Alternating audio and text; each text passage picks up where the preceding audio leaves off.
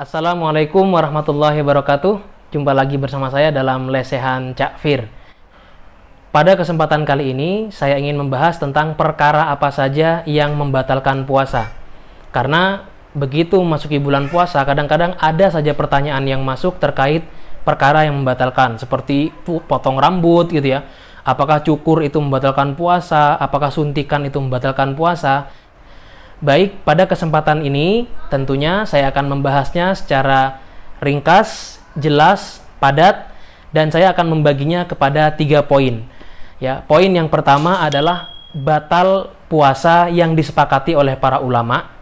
Poin yang kedua adalah perkara yang membatalkan puasa namun masih ikhtilaf di antara para ulama. Artinya, di antara para ulama sendiri masih berselisih apakah ini membatalkan puasa atau tidak. Poin yang ketiga adalah perkara yang dianggap membatalkan puasa, namun ternyata tidak membatalkan puasa itu sendiri. Baik, di poin yang pertama adalah perkara yang disepakati oleh para ulama membatalkan puasa. Yang pertama adalah sengaja makan dan minum, sepakat para ulama tentang batal puasanya. Kemudian yang kedua, sengaja muntah. Kemudian yang ketiga, sengaja keluar mani, sudah kita bahas di pertemuan sebelumnya. Kemudian yang keempat adalah sengaja melakukan jima di siang hari ketika bulan suci Ramadan. Maka 4 perkara ini oleh para ulama disepakati batal puasanya. Kemudian masuk ke poin yang kedua, yakni perkara yang membatalkan puasa namun masih ikhtilaf di antara para ulama. Ada yang mengatakan ini batal, ada yang mengatakan tidak batal.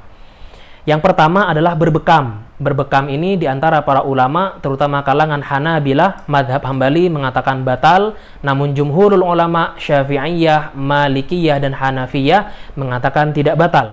Kemudian selanjutnya adalah menelan dahak. Menelan dahak ini oleh para ulama, ya, ada yang mengatakan dahak itu bukan bagian dari liur atau ludah, maka dianggap membatalkan puasa. Tapi justru dalam pendapat lain, jumhurul ulama mengatakan bahwasanya dahak masih bagian dari air liur yang tidak membatalkan puasa. Selanjutnya adalah suntik. Suntikan ini kalau kita lihat ternyata ada pembagiannya. Ada suntikan yang merupakan menjadi suntikan energi gitu ya, yang menjadi energi untuk kita seperti orang diinfus, kemudian infus itu kemudian dianggap sebagai pengganti minuman bagi dia, maka ini dianggap membatalkan puasa. Tapi suntikan yang berupa obat oleh para ulama dianggap, sebagian besar para ulama menganggap itu bukan perkara yang membatalkan puasa. Lalu kemudian kita masuk kepada poin ketiga, yakni perkara yang dianggap membatalkan puasa tapi ternyata tidak membatalkan puasa.